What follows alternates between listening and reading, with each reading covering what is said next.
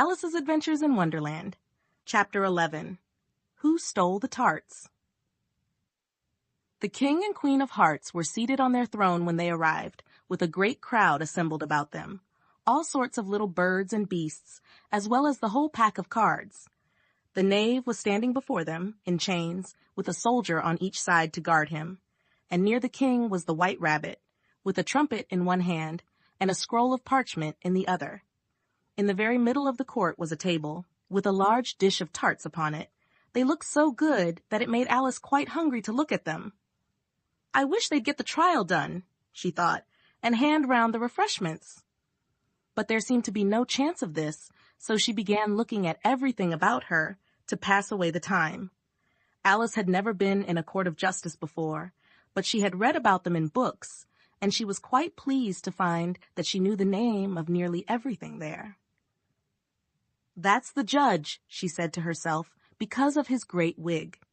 The judge, by the way, was the king, and as he wore his crown over the wig, look at the frontispiece if you want to see how he did it, he did not look at all comfortable, and it was certainly not becoming. And that's the jury box, thought Alice. And those 12 creatures. She was obliged to say creatures, you see, because some of them were animals and some were birds. I suppose they are the jurors.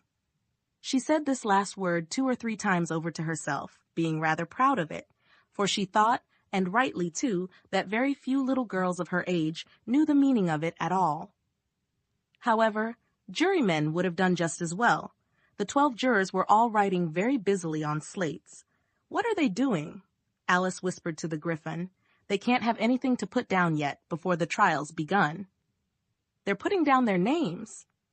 The Griffin whispered in reply, for fear they should forget them before the end of the trial. Stupid things, Alice began in a loud, indignant voice, but she stopped hastily, for the white rabbit cried out, Silence in the court! And the king put on his spectacles and looked anxiously round to make out who was talking. Alice could see, as well as if she were looking over their shoulders, that all the jurors were writing down stupid things on their slates, and she could even make out that one of them didn't know how to spell stupid, and that he had to ask his neighbor to tell him. A nice muddle their slates'll be in before the trial's over, thought Alice. One of the jurors had a pencil that squeaked. This, of course, Alice could not stand, and she went round the court and got behind him, and very soon found an opportunity of taking it away. She did it so quickly that the poor little juror, it was Bill the Lizard, could not make out at all what had become of it. So, after hunting all about for it, he was obliged to write with one finger for the rest of the day, and this was of very little use, as it left no mark on the slate. Harold, read the accusation, said the king. On this, the white rabbit blew 3 blasts on the trumpet, and then unrolled the parchment scroll, and read as follows.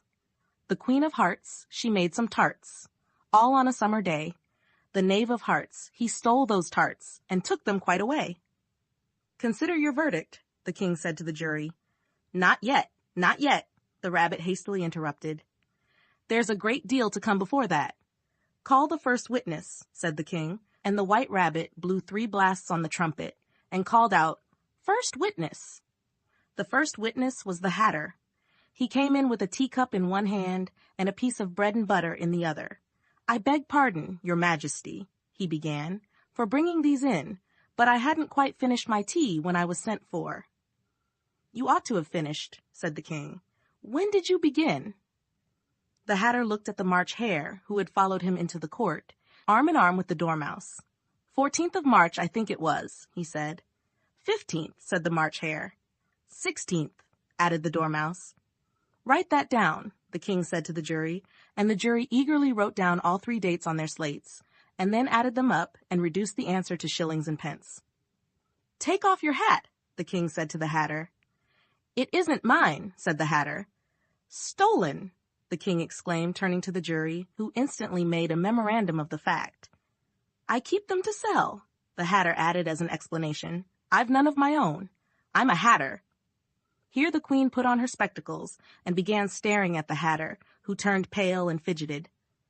Give your evidence, said the king, and don't be nervous, or I'll have you executed on the spot. This did not seem to encourage the witness at all. He kept shifting from one foot to the other, looking uneasily at the queen, and in his confusion, he bit a large piece out of his teacup instead of the bread and butter. Just at this moment, Alice felt a very curious sensation, which puzzled her a good deal, until she made out what it was. She was beginning to grow larger again, and she thought at first she would get up and leave the court, but on second thoughts she decided to remain where she was as long as there was room for her. "I wish you wouldn't squeeze so," said the Dormouse, who was sitting next to her. "I can hardly breathe." "I can't help it," said Alice very meekly. "I'm growing." "You've no right to grow here," said the Dormouse. "Don't talk nonsense," said Alice more boldly. "You know you're growing too." "Yes, but I grow at a reasonable pace," said the Dormouse, "not in that ridiculous fashion." And he got up very sulkily and crossed over to the other side of the court. All this time the queen had never left off staring at the Hatter, and just as the Dormouse crossed the court, she said to one of the officers of the court, "Bring me the list of the singers in the last concert," on which the wretched Hatter trembled so that he shook both his shoes off. "Give your evidence," the king repeated angrily, "or I'll have you executed, whether you're nervous or not." "I'm a poor man, your majesty," the Hatter began in a trembling voice, "and I hadn't begun my tea, not above a week or so. And what with the bread and butter getting so thin, and the twinkling of the tea." "The twinkling of the what?" said the king. "It began with the tea," the Hatter replied. "Of course twinkling begins with a T," said the king sharply. "Do you take me for a dunce? Go on." "I'm a poor man," the Hatter went on, "and most things twinkled after that, only the March Hare said—" "I didn't," the March Hare interrupted in a great hurry. "You did," said the Hatter. "I deny it," said the March Hare. "He denies it," said the king. "Leave out that part." "Well, at any rate, the Dormouse said—" the Hatter went on, looking anxiously round to see if he would deny it too, but the Dormouse denied nothing, being fast asleep. "After that," continued the Hatter, "I cut some more bread and butter." "But what did the Dormouse say?" one of the jury asked. "That I can't remember," said the Hatter. "You must remember," remarked the king, "or I'll have you executed." The miserable Hatter dropped his teacup and bread and butter, and went down on one knee. "I'm a poor man, your majesty," he began. "You're a very poor speaker," said the king. Here one of the guinea pigs cheered, and was immediately suppressed by the officers of the court. As that is rather a hard word, I will just explain to you how it was done. They had a large canvas bag, which tied up at the mouth with strings. Into this they slipped the guinea pig head first, and then sat upon it. "I'm glad I've seen that done," thought Alice. "I've so often read in the newspapers, at the end of trials, there was some attempts at applause, which was immediately suppressed by the officers of the court, and I never understood what it meant till now."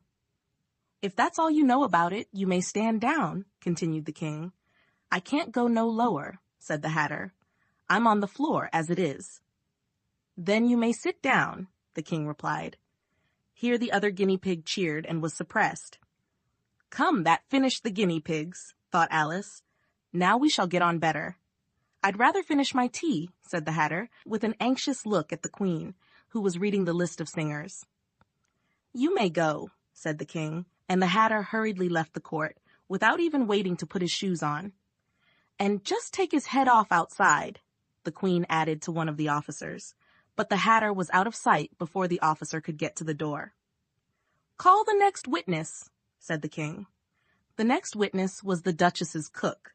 She carried the pepper box in her hand, and Alice guessed who it was, even before she got into the court, by the way the people near the door began sneezing all at once. "Give your evidence," said the king. "Shan't," said the cook. The king looked anxiously at the White Rabbit, who said in a low voice, "Your Majesty must cross-examine this witness." "Well, if I must, I must," the king said with a melancholy air, and after folding his arms and frowning at the cook till his eyes were nearly out of sight, he said in a deep voice, "What are tarts made of?" "Pepper, mostly," said the cook. "Treacle," said a sleepy voice behind her. "Collar that Dormouse," the queen shrieked out. "Behead that Dormouse! Turn that Dormouse out of court! Suppress him! Pinch him! Off with his whiskers!" For some minutes the whole court was in confusion, getting the Dormouse turned out, and by the time they had settled down again, the cook had disappeared. "Never mind," said the king with an air of great relief. "Call the next witness." And he added in an undertone to the queen, "Really, my dear, you must cross-examine the next witness. It quite makes my forehead ache." Alice watched the White Rabbit as he fumbled over the list, feeling very curious to see what the next witness would be like. "For they haven't got much evidence yet," she said to herself. Imagine her surprise when the White Rabbit read out, at the top of his shrill little voice, the name Alice.